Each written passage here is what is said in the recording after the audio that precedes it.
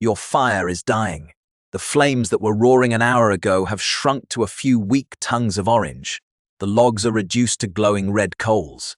In another hour, those coals will fade to grey ash, and then you will have no fire at all. Without fire, you cannot cook. You cannot boil water. You cannot keep warm. You cannot keep predators away. You cannot light torches to see at night. You cannot harden your spear points. You cannot smoke meat to preserve it. Fire is not a convenience. It is a survival system, but here is the problem. You do not know how to make fire. Even if you do know, making fire from scratch takes time, effort, and the right materials. It is not something you want to do every morning. It is not something you want to risk failing at, because if you fail, you are cold and hungry until you succeed. Your ancestors understood this better than you ever could. For most of human history, the goal was not to make fire. The goal was to keep fire, to prevent it from dying, to give fire a reason to stay alive through the night, through the rain, through the wind, through the cold. And they got very, very good at it. Let me start with a fundamental difference that most people do not understand. Making fire and keeping fire are two entirely different skills. Making fire is a short, intense burst of activity. You select your materials, create your friction or spark, nurture the ember, build the flame. It takes a few minutes or hours, it is done. Keeping fire is a continuous, patient, long-term activity. It never stops. It requires constant attention. You cannot make fire once and forget about it. You have to feed it, manage its temperature, ensure it does not burn too fast or too slow. You have to think about fire all the time. Dr. Ruth Shahack-Gross at the University of Haifa published a 2019 paper on this exact distinction. She argued that early human fire use went through two distinct phases. In the first phase, which lasted hundreds of thousands of years, humans were fire keepers, but not fire makers. They could maintain a fire that had been started by natural sources, but they could not start one themselves. In the second phase, beginning perhaps 100,000 to 50,000 years ago, they became fire makers. This distinction matters. If you cannot make fire, your fire cannot go out. Ever. The survival of your entire group depends on keeping that single flame alive. If you let it die, you have to find another natural fire source, which could take weeks or months. You might not survive the search. Let me describe the basic technique for keeping fire alive overnight. It is called banking the fire. You take the glowing embers from your cooking fire and push them into a single pile. You cover them with a layer of fine ash, about 2 to 3 inches thick. The ash insulates the embers, slowing down combustion. The embers continue to smolder, consuming oxygen at a very low rate, producing just enough heat to keep themselves alive. In the morning, you uncover the embers, add fresh tinder, and blow gently. The coals glow red again. You add small twigs, then larger sticks, then logs. In a few minutes, you have a full fire again. This sounds simple. It is not. The ash layer has to be exactly the right thickness. Too thin, and the embers burn through the ash and consume themselves. Too thick, and the embers suffocate and die. The ash has to be dry and fine. Coarse ash or ash mixed with charcoal fragments does not insulate properly. The embers need to be the right size. Small embers die. Large embers burn too hot and consume their fuel. This is knowledge that had to be learned through trial and error. Every ancient human group had its own fire banking technique, adapted to their local fuel, climate, and tools. Some groups used specific types of wood that produced long-lasting coals. Others used specific types of stone that retained heat. The technique was refined over generations. A 2014 study by Dr. Michael Chazan at the University of Toronto examined the hearths at Wonderwerk Cave in South Africa, one of the oldest archaeological sites with evidence of fire use. The hearths show distinct layers of ash and charcoal, suggesting systematic fire maintenance. The people in Wonderwerk Cave were not just making fires. They were managing them. They were banking them. They were keeping the same fires alive for extended periods. Now let me talk about fuel selection. Not all wood is the same. Some woods burn hot and fast. Others burn slow and steady. If you want to keep a fire alive overnight, you need wood that smolders. Dense hardwoods are the best. Oak, hickory, beech, elm, and maple produce long-lasting coals. Their wood is dense, with a high carbon content. When you burn a piece of oak to coals, those coals will glow for hours. By contrast, softwoods like pine, spruce, and fir burn quickly and leave ash that is too light to insulate properly. Pine is good for starting a fire. It is terrible for keeping one alive. Ancient humans knew this intimately. They knew which trees on their landscape produced the best firewood. They knew which trees to avoid. They managed their wood supply not just for immediate burning, but for firekeeping. They would set aside specific logs for the overnight fire, pieces of wood that they knew would burn slowly and produce long-lasting coals. In some regions, ancient humans used a technique called the fire log. They took a single large log of dense hardwood and buried it partially in the ground next to the hearth. The buried end of the log was in contact with the fire.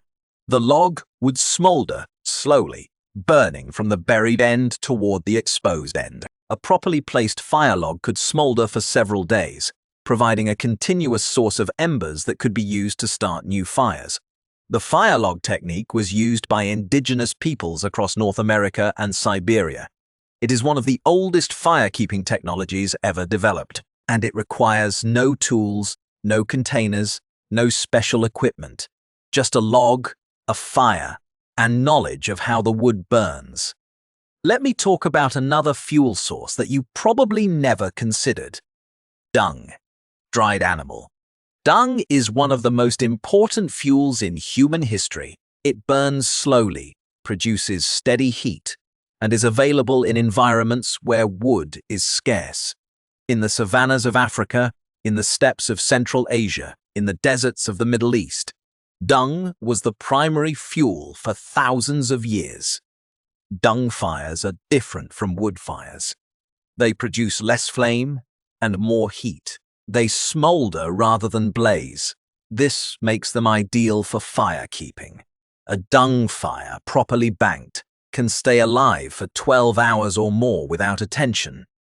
The Hadza of Tanzania use dung fires regularly. Hadza women collect dried zebra or giraffe dung and add it to their hearths. The dung burns with a steady, low heat that keeps the embers alive through the night. In the morning, the women add fresh dung and small sticks to revive the fire. The technique is simple, effective, and has been used for hundreds of thousands of years. Dr. Kristen Hawkes at the University of Utah documented Hadza firekeeping practices in her long-term ethnographic study. She found that Hadza hearths were never allowed to go out completely. Women would bank the fire before sleeping and check it once or twice during the night. The fire was the center of the camp, both physically and socially. If the fire died, the camp was in danger. Now let me talk about a different kind of firekeeping. Peat. In Northern Europe, where wood was scarce and the climate was cold, ancient humans used peat as their primary fuel. Peat is partially decayed plant matter, dug from bogs and dried. It burns with a dense, smoky flame that lasts for hours. A peat fire, once established, can smolder for an entire day without fresh fuel. The oldest evidence of peat use comes from Mesolithic sites in Ireland and Scotland. Dating to about 8,000 years ago, the people who built these sites chose their locations based on access to peat bogs. They understood that peat was a better fuel for firekeeping than the local wood, which was mostly birch and willow that burned too fast. Peat fires have a unique quality. They produce a deep, penetrating heat that is different from the heat of a wood fire. This heat is ideal for long cooking, for warming a dwelling, and for keeping the embers alive. Peat was not just a fuel, it was a firekeeping technology. Now, let me consider the cognitive dimension of firekeeping. You might think that keeping a fire alive is a simple task. It is not. It requires planning, memory, and impulse control. You have to plan ahead. You need to collect enough fuel before dark. You need to choose wood that will burn slowly. You need to prepare the fire pit. You need to have a backup plan in case the fire starts to die. You have to remember, you need to wake up during the night to check the fire. You need to remember where you stored the extra fuel. You need to remember which techniques worked and which ones failed. And you have to control your impulses. The temptation to throw more wood on the fire is strong, especially when it is cold. But too much wood can smother the fire. Too little can let it die. You need to resist the urge to overfeed.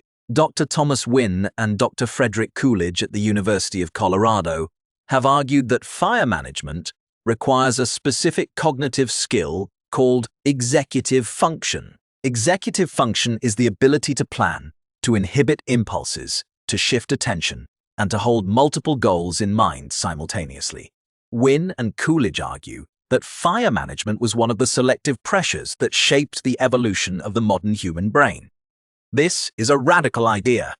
Fire not only kept humans warm, it made humans smarter. The demands of keeping fire alive selected for individuals who could plan ahead, control their impulses, and manage complex multi-step processes. The hearth was a cognitive gym. Let me talk about the social implications of firekeeping. Fire is not just a tool, it is a social center. When the sun goes down, people gather around the fire. They cook, eat, talk, tell stories, and share information. The fire extends the day. Without fire, darkness ends social activity. With fire, the night becomes the time for conversation, teaching, and cultural transmission. Dr. Polly Weisner at the University of Utah studied this phenomenon among the Juho-Hounsi San of the Kalahari. She found that daytime conversation among the San focuses on practical matters: food, tools, immediate problems. Nighttime conversation around the fire focuses on stories, songs, ceremonies, and social relationships. Over 80% of fireside talk is about non-material matters. The fire does not just keep people warm, it keeps the culture alive. And this means that firekeeping is not just a survival task, it is a cultural task. The person who keeps the fire alive is keeping the community alive. This also explains why firekeeping was often a collective responsibility. Among the Hadza and the San, fire management is not assigned to one person. Everyone participates. Children are taught from a young age to add wood to the fire, to bank the embers, to protect the flame. Firekeeping is a shared skill, a shared responsibility, a shared identity. Let me talk about one more critical aspect of firekeeping: transporting fire. When your group moves to a new camp, you cannot leave the fire behind. You have to take it with you. This requires a technique for carrying fire. The most common method is the fire carrier.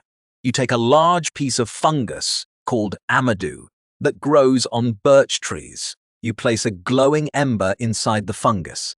The fungus smolders slowly, keeping the ember alive for hours. You carry the fungus in a leather pouch or a hollow horn. When you arrive at your new camp, you open the pouch, take out the ember, and use it to start a new fire. The fire carrier was used by indigenous peoples across the world. The Kungsan used a wooden fire stick with a notch that held an ember. The Inuit used a stone lamp filled with seal oil that burned continuously. The Aboriginal Australians used a smouldering stick that they carried from camp to camp. The ability to transport fire was one of the keys to human expansion. Your ancestors could move into new environments because they could take fire with them. They did not have to find new natural fire sources every time they moved. They brought the flame. Dr. Nira Alperson-Afil at the Hebrew University studied fire evidence at the 790,000-year-old site of Gesher Benot Ya'aqov in Israel. She found that the fire at this site was not a single continuous hearth. It was a series of distinct fire events, separated by layers of sterile sediment. This suggests that the site's inhabitants were not keeping a single fire alive. They were making new fires repeatedly. Alperson Afil's research suggests that the transition from firekeeping to firemaking was not a single event. It happened at different times in different places. Some populations became firemakers. Some populations never developed firemaking and relied entirely on firekeeping. This tells us that firekeeping was not a primitive stage that humans passed through on the way to firemaking. It was a successful strategy that lasted for hundreds of thousands of years. It worked. It kept humans alive. Let me bring this back to you. You flick a lighter. You strike a match. You press a button on your gas stove. Fire appears instantly, reliably, with no effort. You have never had to keep a fire alive overnight. You have never had to wake up in the cold to check the embers. You have never had to choose between feeding the fire and eating. But your ancestors did. Every night, for hundreds of thousands of years, someone sat by the fire and made sure it did not die. They guarded it from rain. They fed it with wood. They banked it with ash. They carried it in fungus and horn. They passed it from hand to hand, generation to generation. The fire you use today is the same fire they kept alive. You are still burning. Let me add a technique that shows how sophisticated fire-keeping really was. The stone-surrounded hearth. You dig a shallow pit. You line the pit with stones. You build your fire inside the stone ring. The stones absorb heat from the fire during the day. At night, after you bank the embers, the stones continue to radiate warmth. The fire is not the only source of heat. The stones are thermal batteries, storing energy and releasing it slowly through the night. Stone-lined hearths are found at archaeological sites across the world. The oldest known example comes from the site of Gesher Benot Ya'aqov in Israel. Dating to 790,000 years ago, the hearths at this site are simple, a shallow depression surrounded by basalt cobbles, but the effect is significant. The stones retain heat, protect the fire from wind, and create a stable thermal environment that makes fire keeping easier. A 2006 study by Dr. Nira Alperson-Afil at the Hebrew University analyzed the Gesher Benot Ya'aqov hearths in detail. She found that the stones around the hearth showed signs of repeated heating and cooling. The same hearths were used multiple times, suggesting that the site's inhabitants returned to the same spots to rebuild their fires. They were not just keeping fire alive, they were managing fire locations across the landscape. Now, let me talk about a specific adaptation that shows how differently ancient humans thought about fire. In tropical environments, where the climate is warm and wood is abundant, firekeeping might seem easy. It is not. Tropical rain presents a constant challenge. A sudden downpour can extinguish an unguarded fire in seconds. The San people of the Kalahari deal with this by building small shelters over their hearths. A simple frame of branches covered with leaves or animal hide creates a roof that protects the fire from rain. The hearth itself is built on a raised platform of packed earth that keeps the fire above ground moisture. In the rainforests of Southeast Asia, the Semang people build their fires on raised stone platforms. The platform elevates the fire above the damp forest floor, allows air to circulate underneath, and protects the embers from the constant humidity. This is not a luxury. This is a necessity. In a rainforest, a fire on the ground will die within hours from ground moisture alone. Consider the role of children in firekeeping. In modern hunter-gatherer societies, children are given fire-watching duties from a young age. A 5-year-old Hadza child knows how to add wood to a fire without smothering it. An 8-year-old San child can bank the fire for the night. Fire management is taught through direct experience, with adults supervising but not micromanaging. Dr. Alyssa Crittenden at the University of Nevada has studied child development among the Hadza. She documented that fire management is one of the first complex skills that Hadza children learn. The reason is obvious. If the fire goes out, everyone suffers. Children are not protected from this reality. They are trained to be part of the solution. Let me also discuss what happens when firekeeping fails. When a fire goes out unexpectedly, the consequences are severe. You cannot cook your food, you cannot boil water, you cannot keep warm, you are vulnerable to predators, and you have to solve the problem quickly. In a world without matches or lighters, solving the problem means either finding natural fire or making it from scratch. Finding natural fire requires searching for lightning-struck trees, volcanic vents, or other natural sources. This could take days or weeks. Making fire from scratch requires the right materials, the right technique, and a significant amount of time and physical effort. A 2011 study by Dr. Dennis Sangatha at Fraser University examined Neanderthal fire use across multiple sites in Europe. Sangatha found that Neanderthal fire use was not consistent. At some sites, fire was present throughout the occupation. At other sites, fire was absent for extended periods, even though the Neanderthals were still living there. Sangatha interpreted this as evidence that Neanderthals were firekeepers, not firemakers. When their fire went out, they could not easily replace it. They had to wait until they found another natural fire source.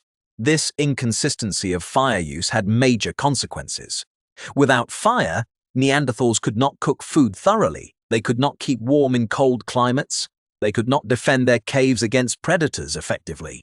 Sangatha argues that this fire-keeping limitation may have contributed to the eventual decline of Neanderthals in Europe.